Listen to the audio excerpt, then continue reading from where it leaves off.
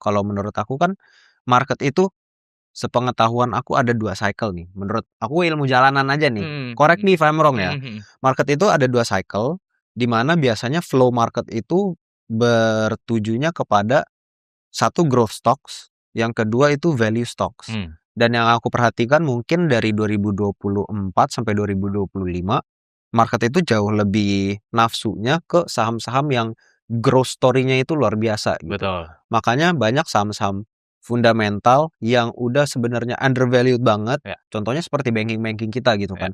Flow-nya itu very little or even non-existent gitu betul kan. betul. Menurut Korifan dengan kondisi sekarang ya, kan Heeh. sekarang lagi ada perang, lalu ada dari sisi domestiknya ada APBN, kita juga ada masalah MSCI, FTSE, tapi ini kan sebenarnya nggak terlalu mempengaruhi kinerja dari emiten-emiten IHSG mayoritasnya gitu kan. Betul betul. Menurut Korifan, akan ada pergantian nggak dari market flow-nya yang tadinya itu terlalu nafsu ke growth, Mhm. sekarang berubah menjadi ke saham-saham yang udah terlalu undervalued, saking undervalued-nya ini udah too good to ignore gitu? Mungkin pertanyaan ini saya, flashback ke tahun 2021 ke 2022, Mir. Mhm, Jadi 2021 itu mungkin kalau teman-teman inget, waktu itu kan lagi zamannya, saham-saham digital banking. iya, Ada Arto, BBHI, dan lain-lainnya, yang di mana growth-nya itu juga bisa ratusan, ribuan persen dalam waktu, cukup singkat gitu mhm, kan. Padahal kalau kita lihat dari bukunya, ya perusahaan, digital banking at the time itu masih merugi.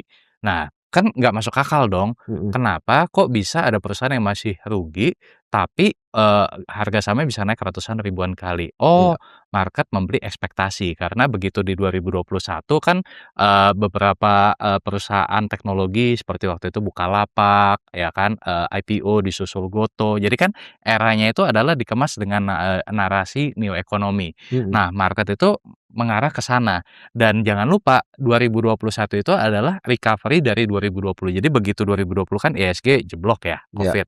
Nah, 2021 mulai dari, IHSG yang rendah, market bullish. Nah, yang saya perhatikan adalah ketika tren market lagi mulai bullish, orang itu atau market itu lebih berani untuk mengambil risiko. iya, Nah, makanya kenapa ada perusahaan yang belum profitable, tapi harganya bisa naik, karena orang lebih berani take a risk. mmm, The same pattern, terjadi yang kalau saya lihat di 2025 kemarin. Ya di mana mungkin ya we call it saham Konglo tadi, ya kan, yang di mana kok bisa PI-nya sampai ratusan bahkan sampai ribuan kali. Karena ekspektasi. Ekspektasi itu apa? Ya tadi, masuk ke MSCI segala macam yang saya lihat gitu kan. Jadi polanya sama, cuman temanya aja beda. Kalau mmm, 2021 nih ekonomi, kalau 2025 saham Konglo. iya, Tapi selalu diikuti dengan pattern yang sama juga. Di 2022 ketika saham-saham, ketika market mulai realize ya bahwa, "Wah gila ini saham digital banking masih rugi tapi harganya udah segini, nggak masuk akal nih."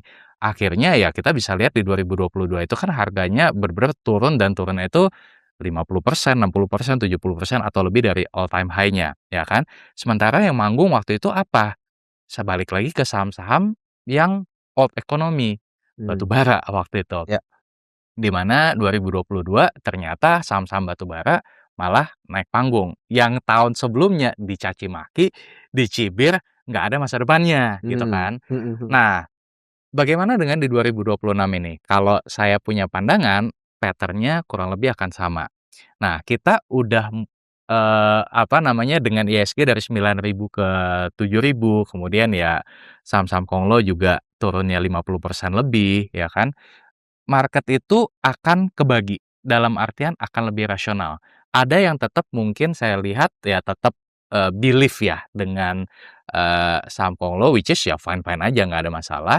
Tapi ada juga yang pasti ngerasa, "Wah ini udah ya udah over dalam tanda kutip, ya udah it's time untuk balik ke saham, ya we call it saham fundamental gitu mhm, kan. mhm, Nah jadi pattern-nya sama kalau saya lihat ke depannya ya dengan banyak dihajar kiri kanan dari MSCI, dari FTSE, dari, Iran Israel, orang akan lebih play it safe kalau saya lihat, Iya. gitu. Jadi makanya kenapa mungkin kalau saya punya pandangan ke depan ya saham-saham fundamental, harusnya at least meskipun nggak yang naik segila atau sesignifikan atau seagresif yang saham Konglo ataupun yang, digital bank tadi, tapi at least lebih resilient. Mmm, Kalaupun turun, dia turunnya nggak setajam kalau saham-saham yang udah overvalue sekali, iya, gitu.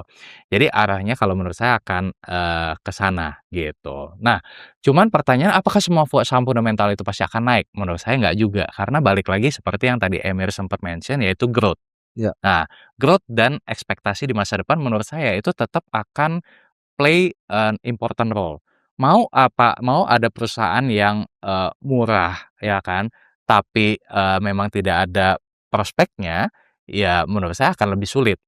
Nah, yang akan lebih, manggung itu adalah lebih ke saham-saham yang memang tetap punya growth story di masa depan. Nah, jadi, iya.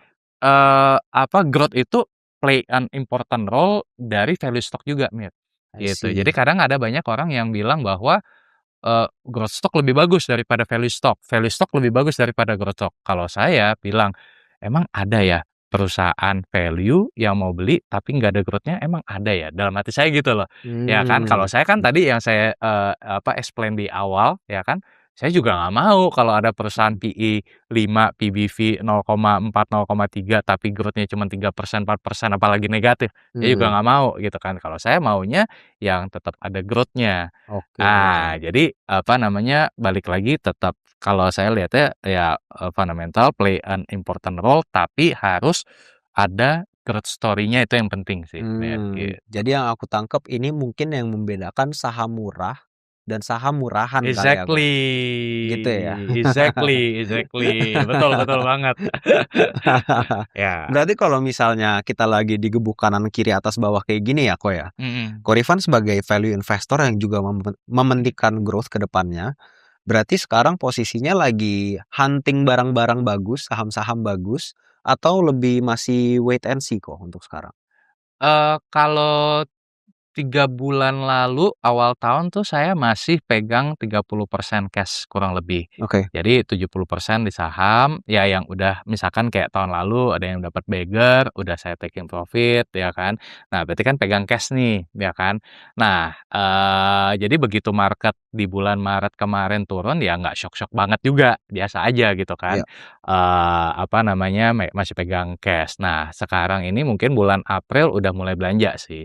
Jadi mmm, artinya mungkin kalau sekarang banget mungkin, ya 90-10. Jadi artinya masih ada cash sekitar 10%. Jadi artinya 20% udah mulai saya belanjain, oke, gitu. udah mulai pelan-pelan berarti Udah ya, mulai pelan-pelan. pelan-pelan Jadi ya? dalam beberapa bulan terakhir itu udah mulai belanja lah Iya, pelan-pelan, iya, iya, iya. gitu.